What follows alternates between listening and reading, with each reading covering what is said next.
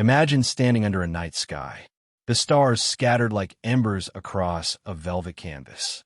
One star, glowing with a faint reddish hue, catches your eye in the constellation Orion. It's Betelgeuse, a cosmic titan that's been burning for millions of years, and it's acting strange. Astronomers are whispering about it. Their telescopes trained on this distant giant because something monumental might be brewing.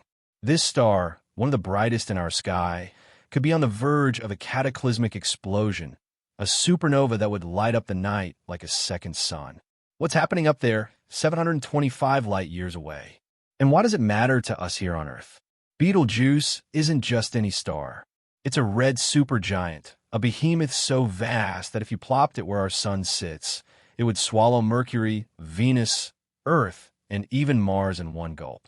Its diameter is roughly 764 times that of our sun, a scale that's hard to wrap your mind around. Picture a beach ball next to a grain of sand. That's our sun compared to Betelgeuse.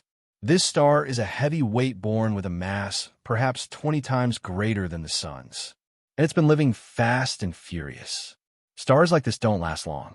While our sun, a modest yellow dwarf, will chug along for 10 billion years. Betelgeuse is already ancient at just 8 million years old. It's in its twilight, and the signs are unmistakable. For centuries, people have gazed at Betelgeuse, noting its reddish glow and its tendency to flicker. Ancient Chinese astronomers called it the fire star, a fitting name for its ruddy brilliance. But it's not just its color that makes it stand out. Betelgeuse pulses, brightening, and dimming in cycles that last about 400 days with longer shifts over years. These changes aren't random. They're clues to what's happening inside. Deep in its core, Betelgeuse is running out of fuel. It's burned through its hydrogen, then helium, and now it's fusing heavier elements. Each stage shorter and more intense than the last. This is a star on the edge, teetering toward a final act that could rewrite the night sky. In late 2019, something extraordinary happened. Betelgeuse started to fade dramatically. By February 2020, it was dimmer than anyone had ever recorded, dropping to less than half its usual brightness. Amateur stargazers noticed it with their naked eyes, and astronomers scrambled to their observatories. They called it the Great Dimming, a moment when Betelgeuse seemed to signal that its end might be near. Was this the prelude to a supernova? The question hung in the air, electrifying the scientific community. Telescopes like the Hubble and the James Webb Space Telescope turned their gaze to this cosmic enigma, trying to decode its message. What they found was astonishing.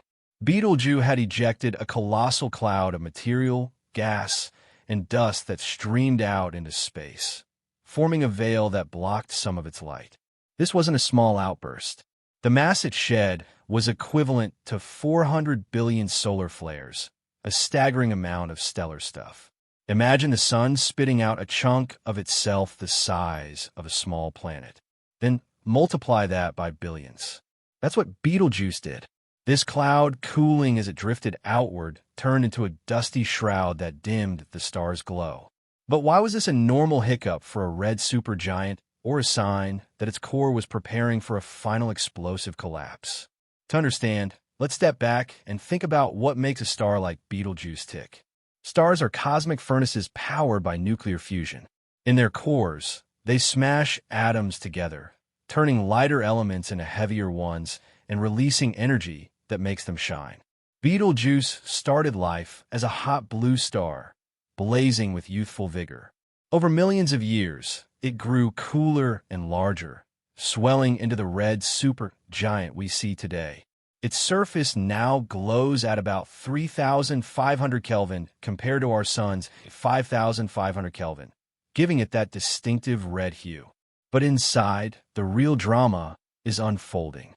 As it burns through its fuel, the core becomes a battleground of physics where gravity and fusion wage a relentless tug-of-war. Right now, Betelgeuse is fusing heavier elements like carbon and oxygen, a process that's like burning the last scraps of firewood in a dying campfire. Each stage of fusion produces less energy and happens faster than the one before.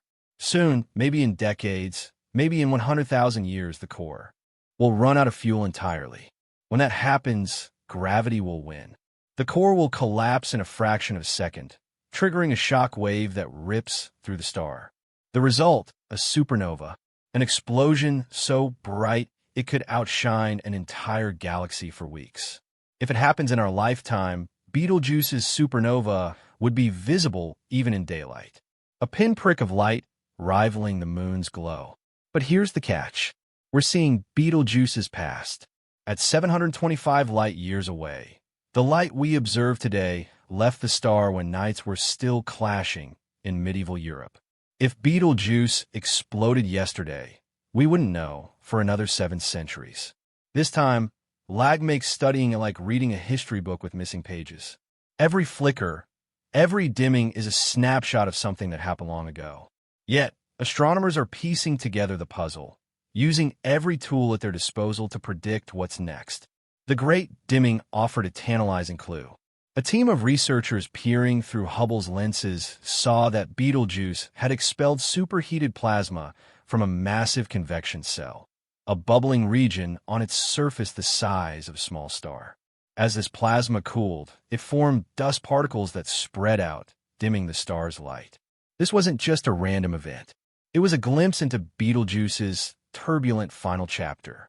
Some scientists think this could be a precursor to the supernova, a sign that the star is shedding its outer layers as its core destabilizes.